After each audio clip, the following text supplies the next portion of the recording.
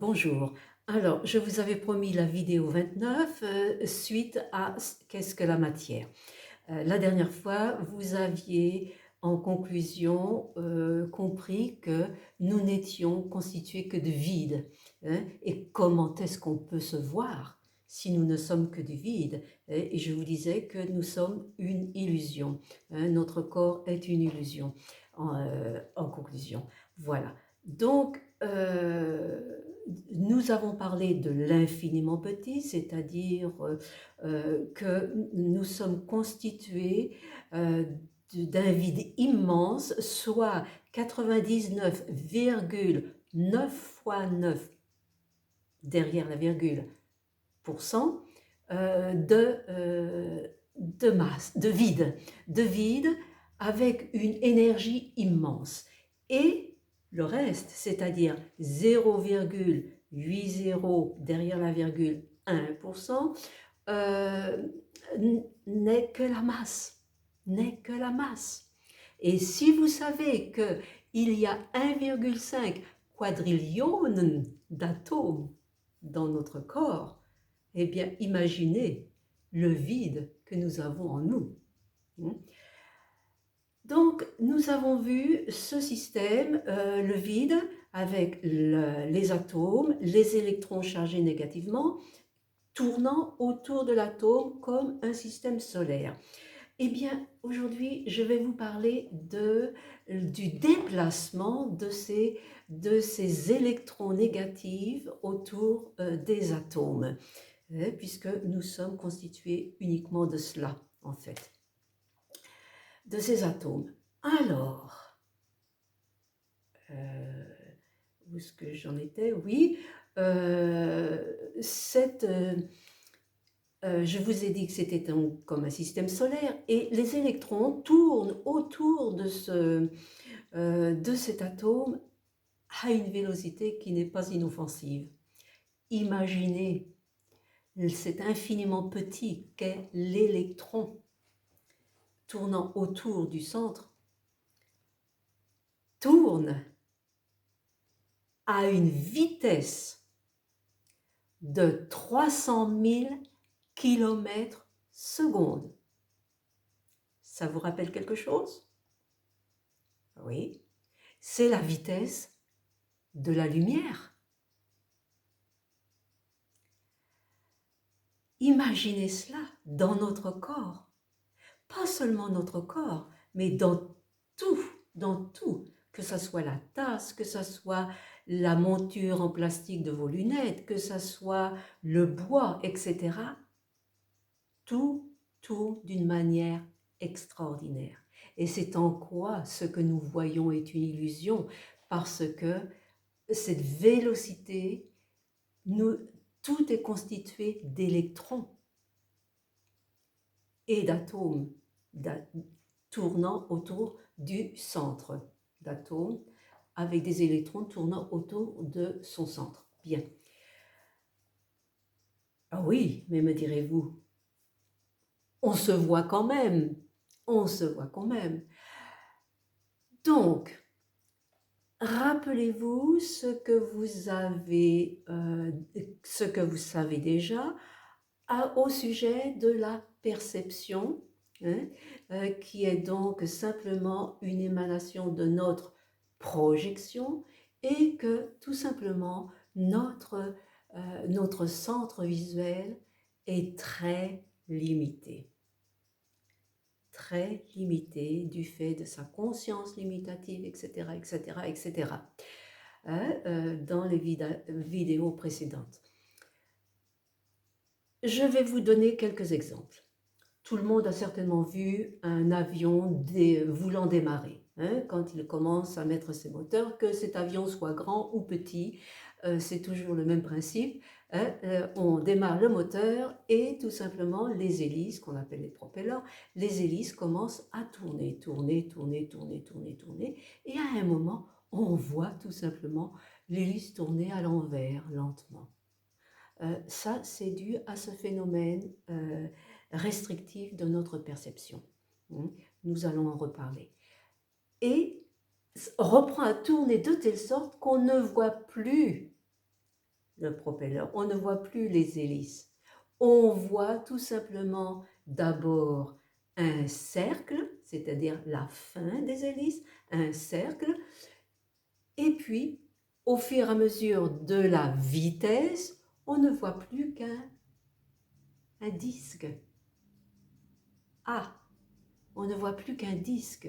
Et tout cela est dû à notre système limitatif de notre perception.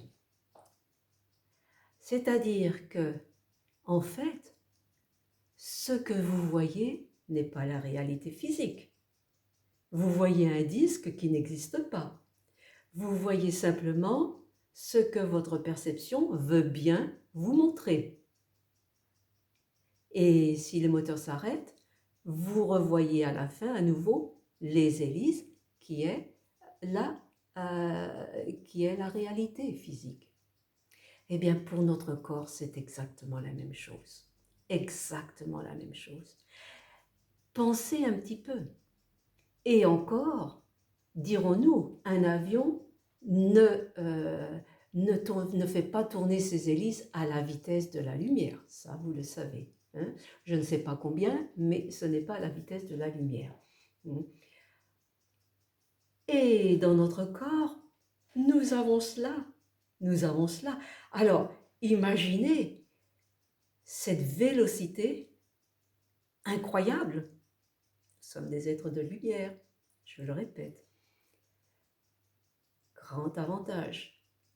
En même temps, l'infiniment petit, relié à l'infiniment grand de cette vitesse, eh bien, cela dégage notre perception, notre matière, ce qu'est notre corps, qu'il soit svelte ou large ou grand ou gros, peu importe, on voit notre enveloppe. C'est cela la matière.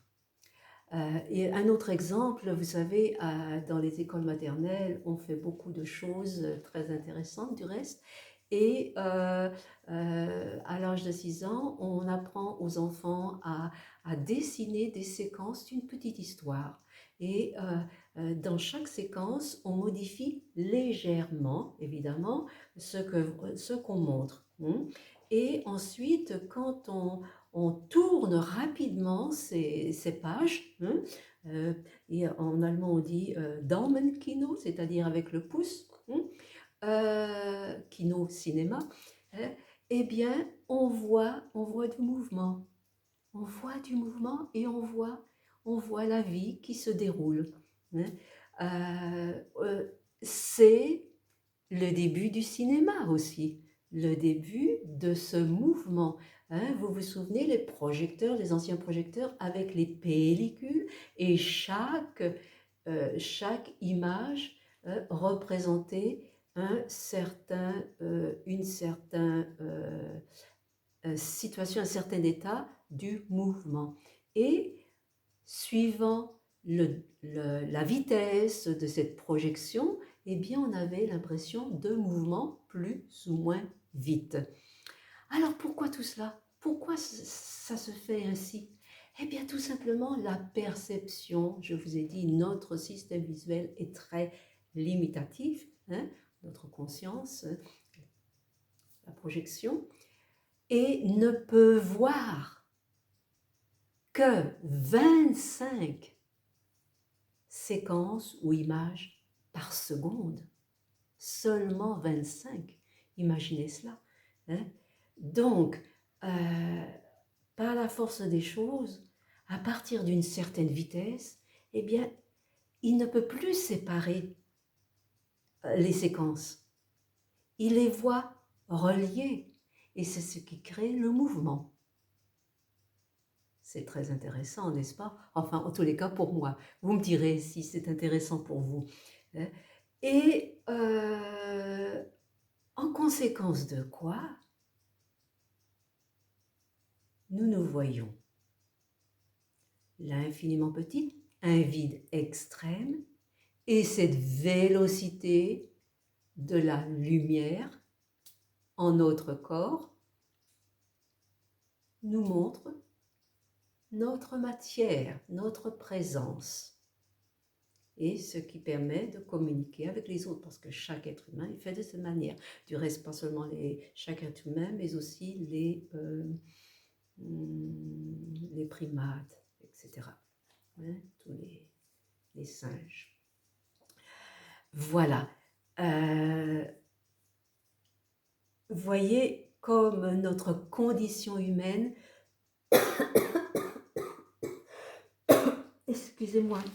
excusez-moi, comme notre condition humaine nous fait percevoir notre matière. Et ce sont aussi,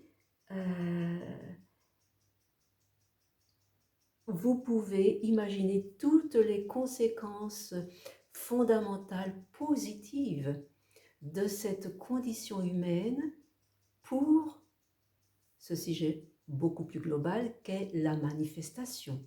Même si cette manifestation n'est pas instantanée, donc rejoint un autre élément, un autre facteur qui est le facteur temps. On en reparlera plus tard. Voilà, c'est l'enjeu et le jeu de notre présence sur cette terre. Pourquoi la matière n'est qu'une illusion? Merci. Dites-moi s'il vous plaît si ça vous a intéressé, si c'est trop compliqué, si c'est trop... ou bien si vous saviez déjà tout ça, j'en serais très heureuse. Moi, pour ma part, j'ai besoin de connaître de A à Z ou de pouvoir me situer à tout point de vue dans l'univers et savoir qui je suis. C'est ma nature, je suis ainsi faite et j'espère que cela vous intéresse aussi. Au revoir, à bientôt.